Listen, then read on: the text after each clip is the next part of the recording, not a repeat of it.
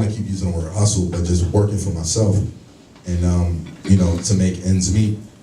And, you know, it just kind of, you know, I would meet people, I would meet people within the industry and people I looked up to, and, you know, sometimes they would shake my hand and look away, and or I would give them a mixtape and everything, and I never took it personal. Like, I never took it personal because, you know, there were people that I would meet like almost 3-4 times, you know, and have the same conversation with them. What up? My name's DJ Drama.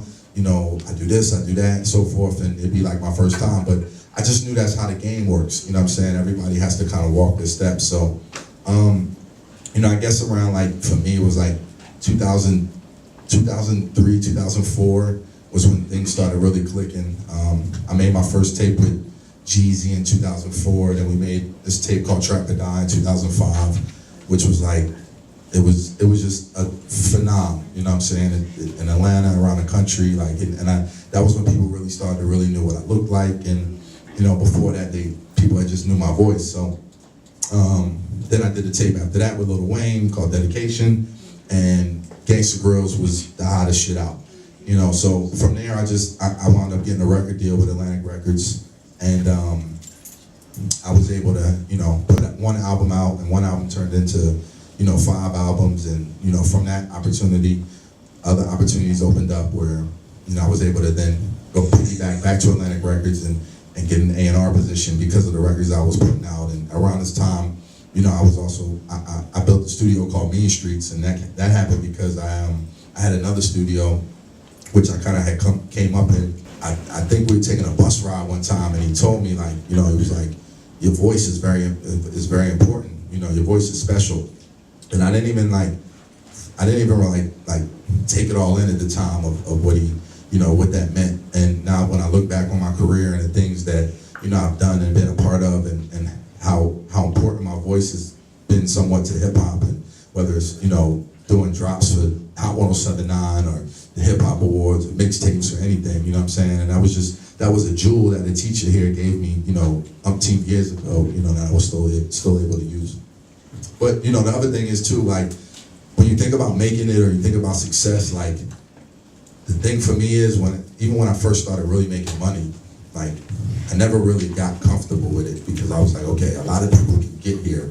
How do you stay here? You know, that's the very important thing. Like, once it's the same thing as, you know, an athlete working all their lives to make it to college and then make it to the NBA, and, you know, you see draft day and everybody's excited, but that's still the easy part. Now you gotta go into the league and, you know, become one of the greats. So for me, it was like, all right, once I got into the game, I was like, all right, how do I make sure I stay here? You know what I'm saying? So that's been very important for me to make sure to you know, to stay relevant and, you know, still do something that I love and be able to give back to the culture, you know what I mean? So even for us, you know, like when I first got the job at Atlantic and I was doing my A&R, you know, one of the things that I felt like I had never accomplished was I had a part of so many artist careers, you know, so many artist careers, but I never felt like I had one that came up from under me that was, you know, where I could say, yeah, we did that, you know?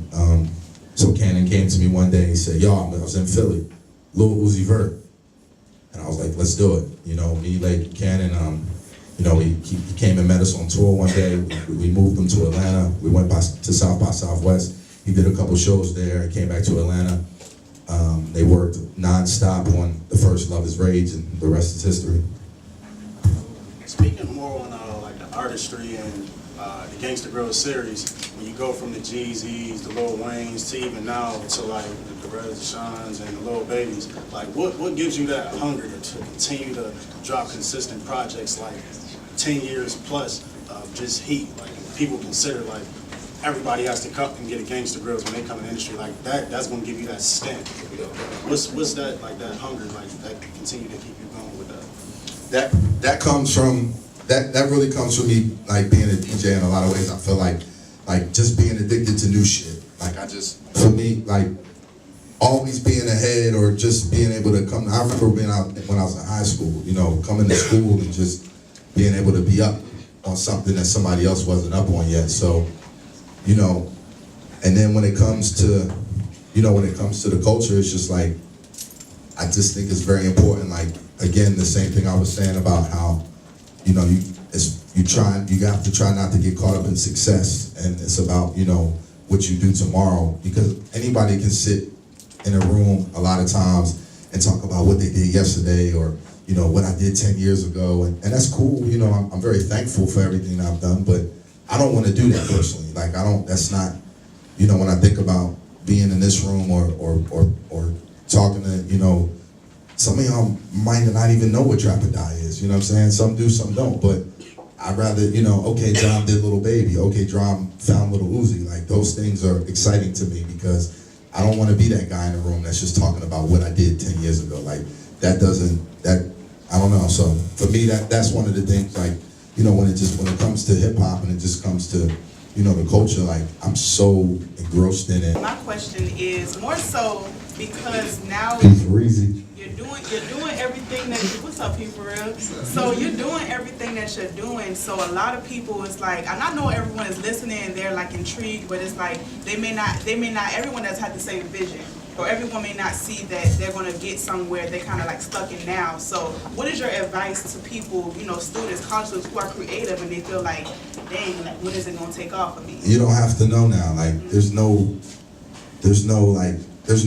rules to, there's no set path of how you get to the top. You know what I'm saying? Like, everybody's journey is different. Like, everybody's journey is different, and especially now more than ever, like, nobody can tell you that you can't do it. Like, it's just, I just don't believe in that. You know what I'm saying?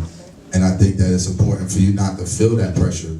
You know, these are the times you're supposed to be able to live it up and enjoy, and, you know, find your creativity and change your mind, and, you know what I'm saying? Like, there's nothing wrong with not knowing what you want to do, or, you know, not feeling like, you know, I know where I want to be. Like, there's nothing wrong with that. Like, you know what I'm saying? So for that, you know, that would be my advice. Just, you know, enjoy these moments. And then there's some people that are totally driven, you know, have a certain path, and that's where they want to go. But I know one thing, for me, you know, looking back, and everybody's story is different, but the people that I met here at CAU and the AUC around that time are like, that's the best and most important thing I got out of being in school here.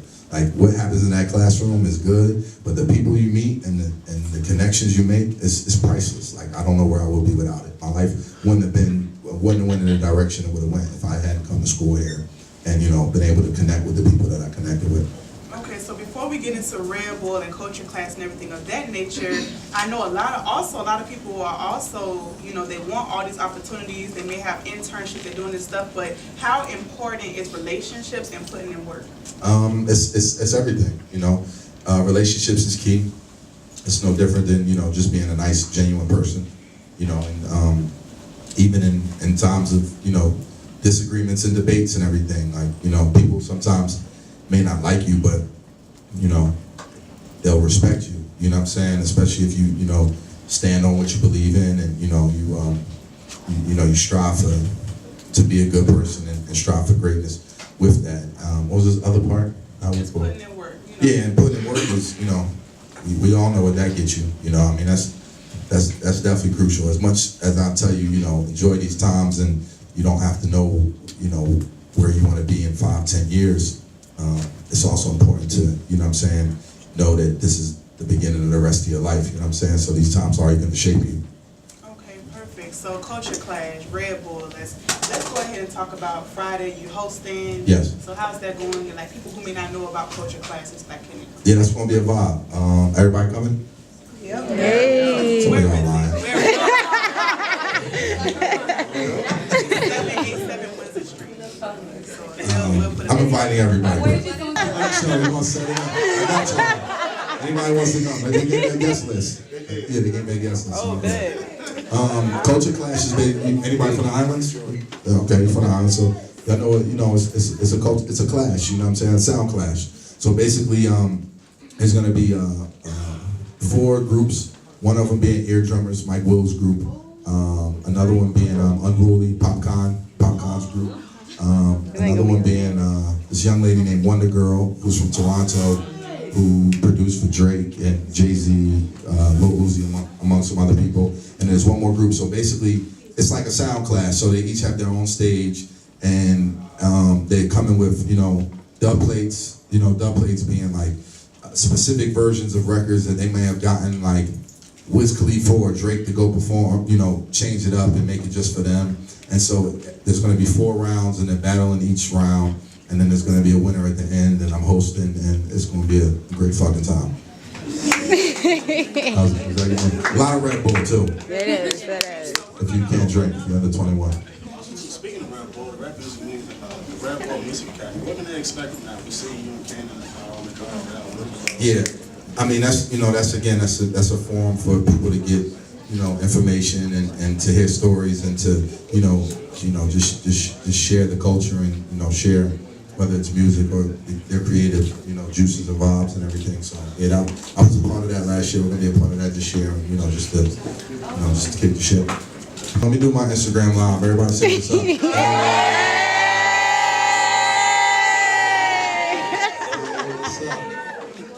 All right, cool.